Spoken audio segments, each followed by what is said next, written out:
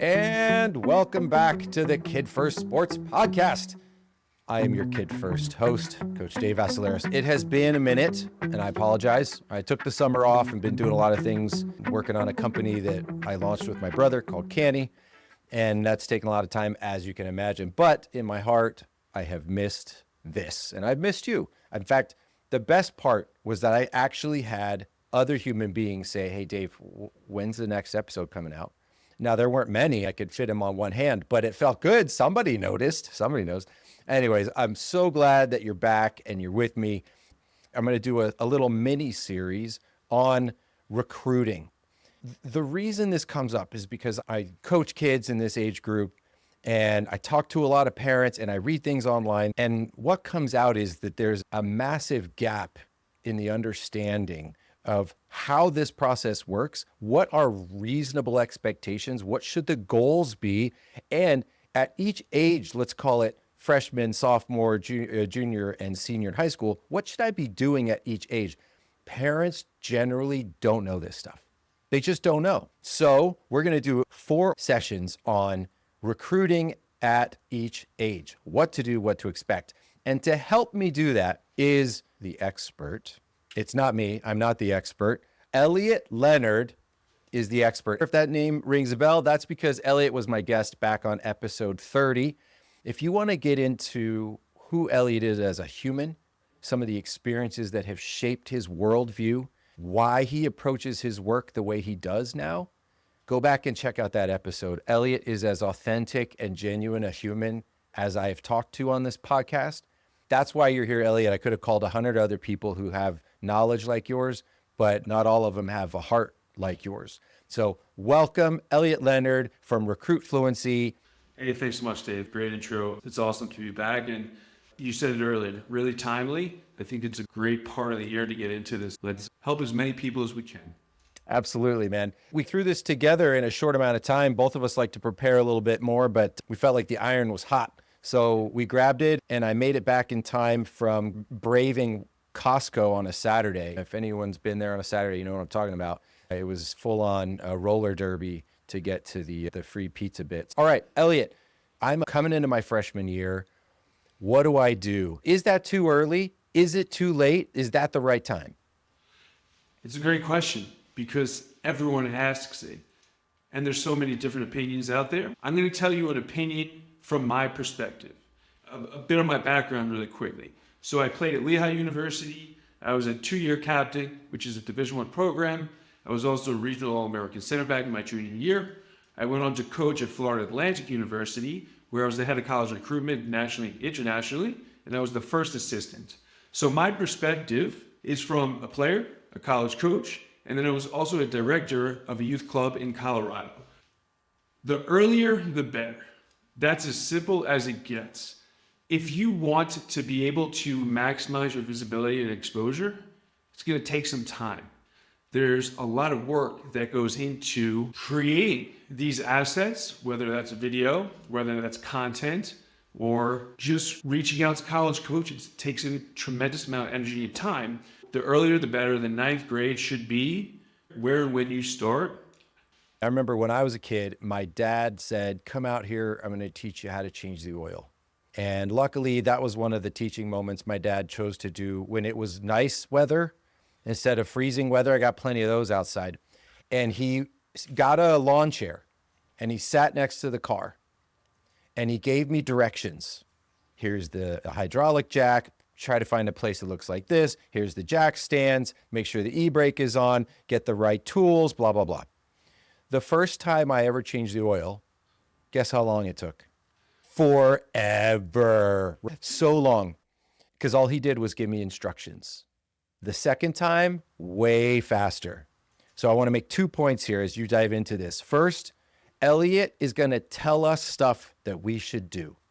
We're either going to do it or we're not going to do it. And if we choose to do it, it might take longer and be bumpier. It might be like the first time I changed the oil and just take a while because Elliot's not going to do this for you. You got to do it yourself. Don't be afraid if it takes a while, if you stumble, if you got to figure it out. You got to act on the stuff that Elliot's going to say. let's say I've got a daughter who's coming in ninth grade. She plays on a club. She's pretty competitive. She wants to play in college. How would you walk this through if you were advising me as a parent of a freshman daughter? What would you do? What would you say?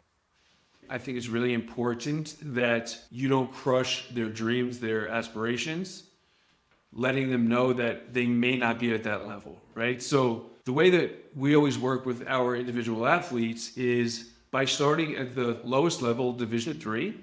Maybe that's even NAIA or JUCO, because we want to gain traction. We actually want to go from a bottom-up approach because we're going to get our reps in there. We're going to be able to speak to college coaches at programs that we may not be so interested in. But just like anything else in life, you're going to get those hours in, so you're going to become comfortable, right? As a freshman, the main goal here is to become comfortable with the process, get a little bit of education, and start generating some exposure for yourself so that you become known through a lot of college coaches, especially in your region initially. Okay. Point one, don't crush their dreams. Point two, start small. I love that. That's the first time I've ever heard that before. Now tell me about selection. Do you just scattershot these schools? Like, how do you start having that conversation as a freshman? They clearly don't really know what they want to do or study in college, but how do you focus them in on something? We want to make sure that when we're researching schools, we're looking at it through a couple of different filters, right? We want to look at academics. We want to look at location, like environment. Is it a good location? The size of school, the social life. Once again, it could be size, fraternity-based, sorority-based. What kind of school are you looking for? And then lastly, we're going to look at athletics. And we look at athletics lastly all the time because this is a cherry on top, right? God forbid you get injured. God forbid something happens. You're no longer part of that sport, that program. You really want to be happy where you are. So whenever we go through the process, those are the four filters that we're taking a look at to make sure that they're a good match. And the reality is you're doing a lot of work on the front end, and oftentimes you're going to be doing this work repetitively over and over again, and it's going to be discouraging. So you need to know that going in. And I say that because there's so much work, but you don't even know if the coach is interested in you, right? You're too young right now, but this is the time where you need to put those reps in and try to get as much information as you possibly can. That's how I would filter it out, going through this in the traditional manner. Let's dig into the kind of work, specifically the kind of work that it's going to take as a freshman. We really want to be able to create a presence online. 8th, 9th grade, everyone has access to VO, to Trace. You need to start creating social media profiles on the big ones, Instagram, Twitter. It doesn't need to be done on a daily basis, but once a week, post some clips of you playing, post some narrative about you speaking about how you're playing, right? There's a whole way to go about that process, but ultimately what you need to think about first is let's create like a profile so that when coaches get our email, we have somewhere to send them. And the reality is in 9th grade, you're not necessarily going to have a full-blown highlight video, right? Before we get to the email, we want to be able to have some sort of social media presence. Okay? Got it. So that's the most important part. The second piece is really simple. It's all about awareness, and it's all about introduction. If you were a business owner, you wouldn't just start selling to customers that don't know anything about you. So we need to warm them up to who you are, tell them a little bit about yourself. What are your assets as a player? What do you do well? Where do you play? What position? What are your strengths? To be able to create a really short but really thorough email is difficult. So having your parents help you in the 9th grade is definitely something that needs to be part of this exercise. The core information right off the bat is going to be where do you play? What league? That's telling the coach what level you're really competing at right off the bat. What club? They might be familiar with the club, or they might have a network that is familiar with that club. Your position, that's really important. Your graduation year. And then lastly, this is going to blow some people's minds, but what we like to put in there too is, what is your budget annually that you could afford for college? This information, and I know it's in the 9th grade, I know it's still a long ways off, but college coaches assess risk versus reward. So if they can have a good understanding of you as a student athlete, about how much you're going to need as far as scholarship money, whether that's academic, athletic, you're going to have a leg up on the competition because you're being transparent, you're being straightforward, and there's no deception, there's no questions there. So we like to try to get that in as early and as often as possible, a conversational point for the future. Those are going to be the key criteria that you want in that email. And then to close that email, you can say something like this. I know that at this time we're not allowed to communicate in more detail, but I'd love for you to check out my social media profiles. You can find that at X, Y, and Z. And that's why we need to have that stuff pre-recorded, pre-done before we even get to the emails. Does that make sense? Oh yeah. My parent brain is spinning right now. Much of what you just said is new to me. So let's back up on the social media conversation, because this is going to play throughout each year of your 4 years in high school, right? This is the thing. You're going to start now, but you're going to have to do it every year. There's going to be parents, maybe they don't want their kids to have an Instagram account. Maybe they're a little protective. I know my kids didn't have one at that age. So what would you say to parents in that kind of a situation? Yeah, I would say purchase your own web domain and create a website that is specifically for your son or daughter. And it's going to have all that information that you would have put on social media. You're going to be able to literally, in today's day and age, to create a website, you drag and you drop. And you can easily create, I'll say personal brand, but I don't want to scare people away. A personal brand isn't anything more than just a representation of your son or daughter, right? That's who they are. So that's what I would do. I would create my own website. Didn't see that coming. That's a great piece of wisdom for that side. Okay, the second side, let's talk about the video stuff. Not everyone has VO, not everyone has trace. A lot do. Is that level of quality enough for these kinds of videos? Like, these aren't pro level, they're far away, it's a little fuzzy sometimes, etc. Is that okay? It is, because it's the norm. If the norm was higher quality, then you'd want higher quality. But since the vast majority of people are filming this with the same cameras, it's the standard norm. It's not necessarily about the graininess. It's more about how are you putting that together. Is it keeping the coach's interest from minute 1 to the end, how long that is? That's the most important part about the highlight video. I want to table the highlight video because I think it's going to be even more important as the kid gets a little older. Am I wrong in that?